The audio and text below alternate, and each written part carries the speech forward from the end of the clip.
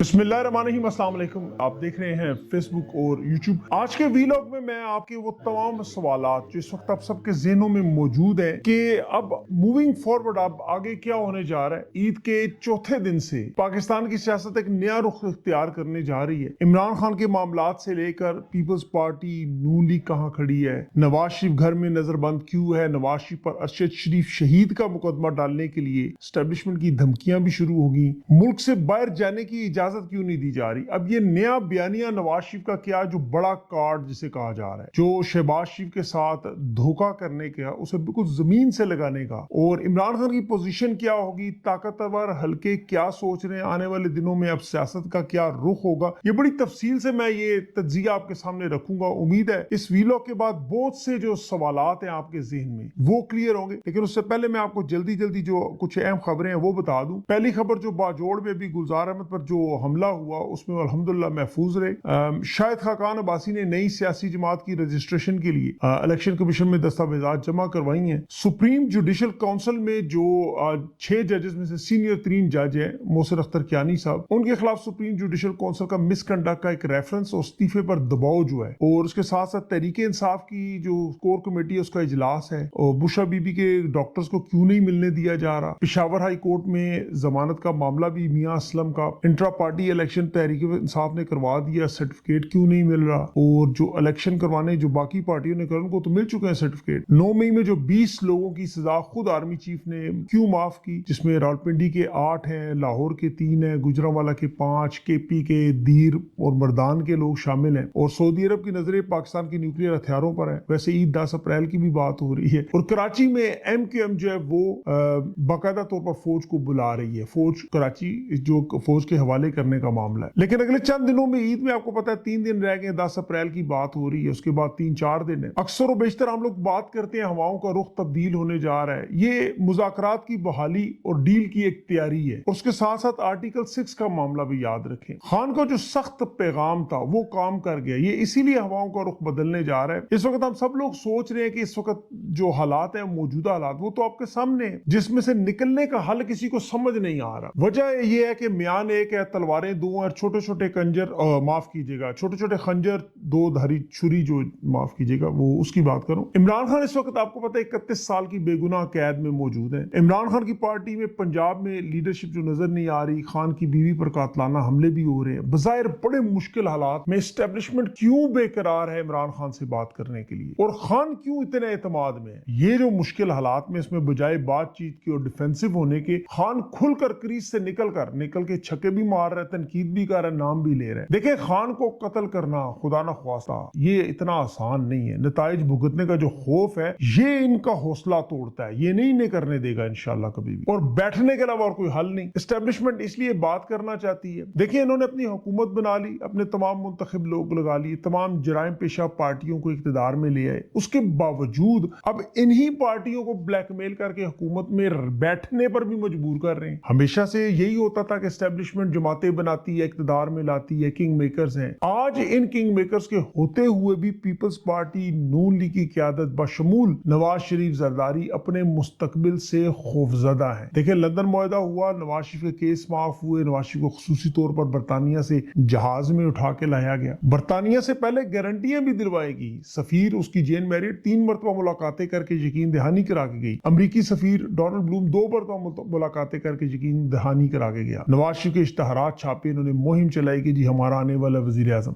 सब कुछ करने के बाद जब नवाज शरीफ से हत्या कि इन्होंने जीत का ऐलान भी करवा दिया इलेक्शन के बाद, लेकिन वजीर आजम नहीं बनने दिया, क्योंकि नून लीग के लोग अब खुलकर नाम लेकर तनकीद अपने लोगों पर क्यों कर रहे हैं। इसकी वजह क्या है? पाकिस्तान में तारीख में पहली मरतबा जीतने के बावजूद ये लोग सरेआम अपनी जीत एस्टेब्लिशमेंट के खाते में डाल रहे हैं। हालांकि माजी में आपको पता है सियासतदान यही कहता था, मैं खुद जीता हूं, मुझे किसी ने सपोर्ट नहीं की, एस्टेब्लिशमेंट मेरे पीछे नहीं। ये इकरार कर रहे हैं रोजाना की बुनियाद पर कि हमें जबरदस्ती हुकूमत देगी। हुकूमत हमारी नहीं है, एस्टेब्लिशमेंट की हुकूमत है। वजारत उज़्मा भी नून लीग को मिल गई, पंजाब में वजारत आला भी मिल गई, आसिफ अली जरदारी को सदारत भी मिल गई, चेयरमैन सेनेट भी इनका बन जाएगा, 2/3 अक्सरियत भी लेगी। उसके बावजूद जिम्मेदारी लेने को तैयार नहीं है। इतना ताकतवर होने के बावजूद अंदर ना खुद एतमादी, कंफ्यूजन, अंदरूनी खलफशार, ये सारे मामलात वाज़ेह नजर आ रहे हैं। अब ये तमाम जो चीजें आपके सामने है, उसकी देखें सबसे बड़ी वजूहात के एक तो ताकतवर ग्रोहों के दरमियान एक अपने अंदर एक बड़ी तकसीम में, और ये पहली मर्तबा नहीं हो रहा। मुशर्रफ कियानी के मामलात आपको याद होंगे, वकला की जो तहरीक चली थी चीफ जस्टिस इफ्तिखार चौधरी के बारे में, वो कामयाब इसीलिए हुई, मुशर्रफ को इक़्तिदार से मक्खन के बाल की तरह निकाला गया, मक्खन से बाल की तरह। फिर जो मौजूदा ताकतवर लोग हैं, इनकी जो तकर्रियां जिस अंदाज में, भी आपको वक्त याद होगा, बाकायदा धड़ाबाजी हुई कि नवाज शरीफ किसे लगाना चाहता है, किसे हटाना चाहता है, जरदारी की ख्वाहिश क्या थी, इमरान खान क्या कह रहे थे। आज आप देखेंगे फजलुर रहमान, महमूद अचकज़ई, वो तमाम जमातें, अख्तर मेंगल वगैरह, ये रजीम चेंज का बड़ा अहम हिस्सा थे, अहमद वली, अब ये सब लोग बाजवा के साथ रजीम चेंज ऑपरेशन करवा चुके हैं। 2 साल पहले की बात है, 2 साल पहले की अब तस्वीर निकालें, आज ये आंखें दिखा रहे हैं। वजह क्या है? सियासी जमातों का वोट बैंक खत्म हो चुका है। देखिए, कोई सियासी जमात उस वक्त तक कामयाब नहीं हो सकती जब तक अवाम खड़ी ना हो। इनके साथ अवाम नहीं है, ये सियासी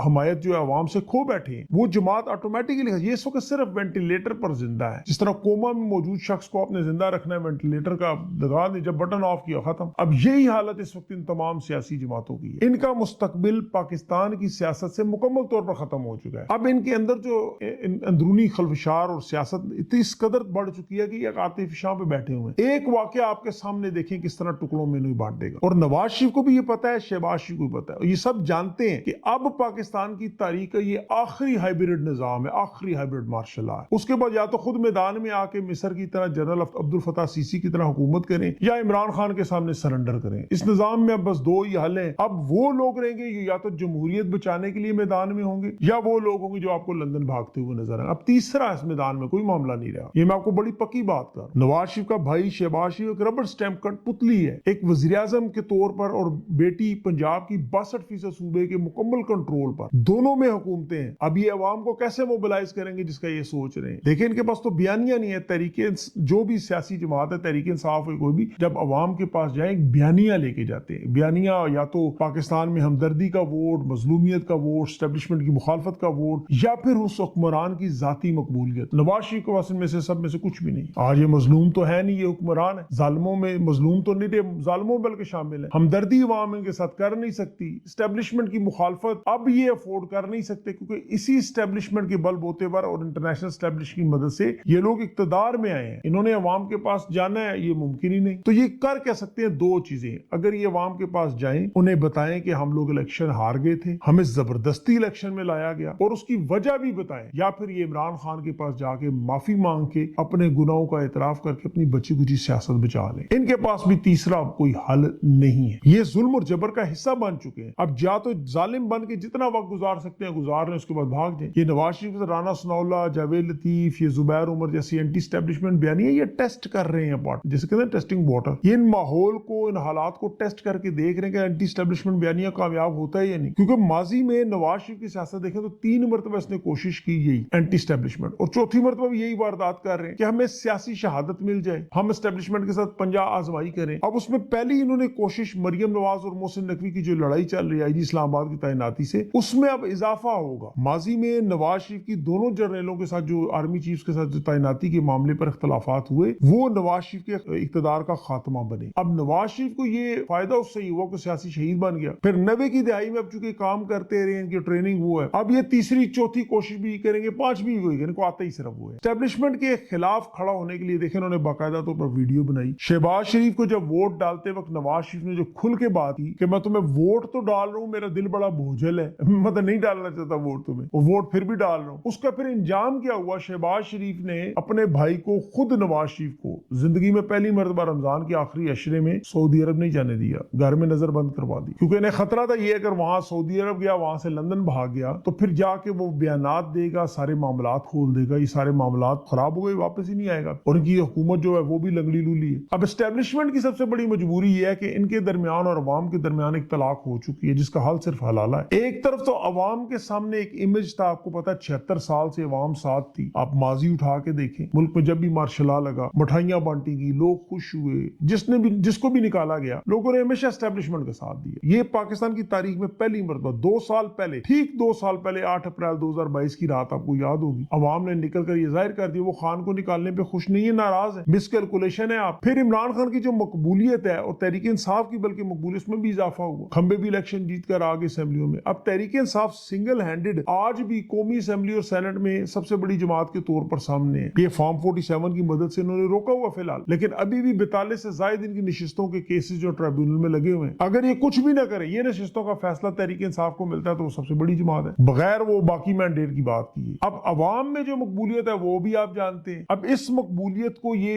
ईद के बाद सड़कों में एहतजाज की सूरत में अवाम में कन्वर्ट करेंगे। मजलूमियत मकबूलियत इकट्ठी है तो जल्द ही अब बदीर ये फिर आपको कामयाब होते नजर आएंगे। अब चूंकि ये अल्लाह का असूल है, देखें जबरदस्ती की शादी जिस तरह नहीं चल सकती, जबर से आप दीन में दाखिल नहीं कर सकते। अब चंद लोगों को बेवकूफ बना सकते हैं लेकिन 24 करोड़ लोग मानने को तैयार नहीं है और उसकी भी बहुत बड़ी वजह दलील है मौशी हालात। देखिए अगर तो मुल्क में सो खुशहाली होती, जो सऊदी अरब में अभी ये कोशिश कर रहे हैं कि 5 अरब डॉलर मिल जाए, जिसमें बुरी तरह नाकामी हो चुकी है, जो खबरें आ गई हैं, लेकिन जिस तरह बाजवा साहब की कैलकुलेशन थी कि खान को निकालूंगा 2 साल बाद तो डॉलरों की बरसात हो जाएगी, मौशी हालात ठीक होंगे, लोग भूल जाएंगे, ऐसा हुआ नहीं बल्कि हालात जो है वो 90 डिग्री उल्टा तबाह बर्बाद हो गए। अब नून लीग के पास भी कुछ बचा नहीं सिवाय 9 मई के बयानिए के। सऊदी अरब उन्हें पैसे देने पर तैयार भी नहीं, अगर वो पैसे देंगे भी तो एक ही शर्त है, हथियार हमें दे दें, एटमी हथियार। वो दुनिया में अलग मसला बन जाएगा और वो इतना काम आसान भी नहीं है। अब खजूरें तो वो दे देंगे सदके की, कुछ इनको तहाइफ भी दे देंगे, लेकिन कर्ज नहीं दे सकते, को वापस नहीं आएगा, वो डेड इन्वेस्टमेंट है, मदद नहीं कर सकते। IMF की शराइत जो है वो भी आगे ऐसी है कि मुल्क चलने का मामला नजर ही नहीं आता कहीं। अगले दिनों में डॉलर, पेट्रोल, बिजली, गैस तवानाई और ये बढ़ती हुई महंगाई जो तूफान लाएगी, और जून के बाद तो वो 4 गुना और बढ़ जाएगा इसमें। और उसमें आपको सबसे बड़ी जो तब्दीली इन हालात में नजर आएगी उस दौरान अमेरिका के इलेक्शन। अब उसमें वाज़ेह तौर पर जो जनूबी एशिया की अमेरिकी पॉलिसी है, खासतौर पर पाकिस्तान के हवाले से, जहां इलेक्शन की तहकीकात और धांधली के मामला और मैंडेट की वापसी,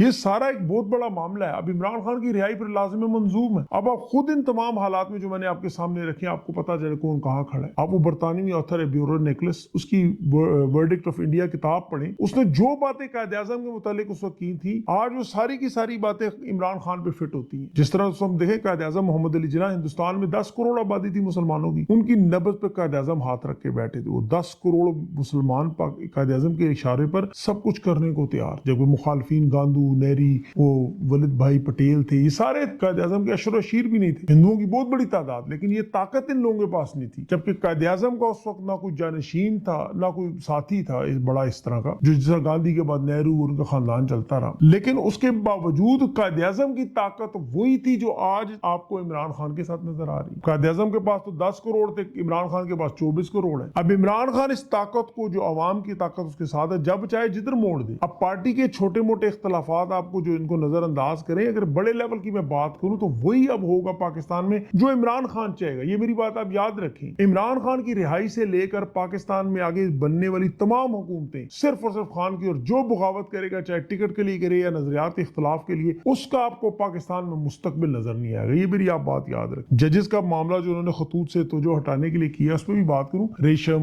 वो मेहरीम, गुलशाद, ये सारे नाम वो सारे एक ही है, पीछे आपको पता है वही है नामालूम, जिनका नाम जजेस ने खतूत मजे की बात लिख भी दिया और बड़ी तफसील से लिखा। इन्होंने कहा जी वहां कैमरे नहीं है लेकिन फोरेंसिक रिपोर्ट आ गई, हैंड राइटिंग सब कुछ मैच कर गया, ये लिखने वाला एक ही है, वही है जो कर रहे हैं। अब काजी फायज अगर इस पे वारदात करेंगे जैसे जस्टिस मोहसिन अख्तर कियानी के साथ, तो फिर ये मामला आर्टिकल 6 की तरफ ही जाएंगे। इस वक्त देखें जो जिद है, अना है, उसमें से निकलकर अपनी बका की जंग के लिए सबको पहले हथियार डालने होंगे, टेबल पर आने के लिए, मामलात को हल करने के लिए। ये जो तरीका मैंने बताया माफी तलाफी, उसके बाद खान आपको दोबारा एक बड़ी ताकत से, जो जंग खान 2 साल से पाकिस्तान की सालमियत की लड़ है, वो फिर आपको इख्तिताम की तरफ जाती हुई नजर आएगी। और यही होता है आम तौर पर, हवाओं का रुख ऐसे ही बदलता है ना। जो लोग पतंगबाजी करते हैं या हवाओं में चीजें देखते हैं, उन्हें पता है कि हवा का रुख जब बदलता है तो किस तरह सारे मामलात उस तरफ जाते हैं। तो ये हवाओं का रुख जो है, इसके पीछे बहुत सारे तगय्युरात हैं। ये जो मैंने आपको सारी तफसील बताई, ये वो सारे अवामिल हैं जो इस मौसम के, जो सियासी मौसम है, इसकी तब्दीली के लिए अनासिर हैं और बड़े अहम अनासिर हैं। इन तब्दीली की बुनियाद पर जो कि बैरूनी भी है और अंदरूनी भी है, और उसमें आपको मैंने सबसे अहम नुक्ता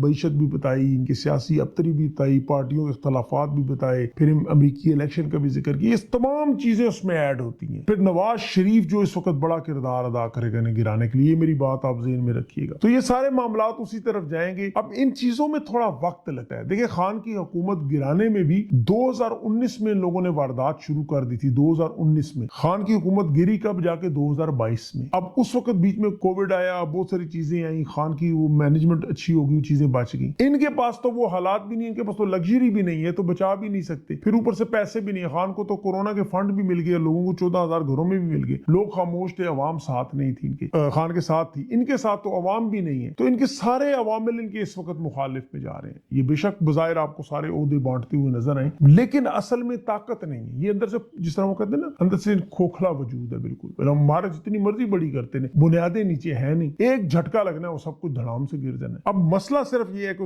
उस गिरने में वो इमारत नीचे बहुत सारे लोग, वो बेचारे इसकी जद में ना आ जाए, बस उससे अल्लाह ताला महफूज रखे और पाकिस्तान को उन चीजों से बचाए। अपना खास ख्याल रखें। मुझे अगले इंटरव्यू तक के लिए इजाजत दें। अल्लाह।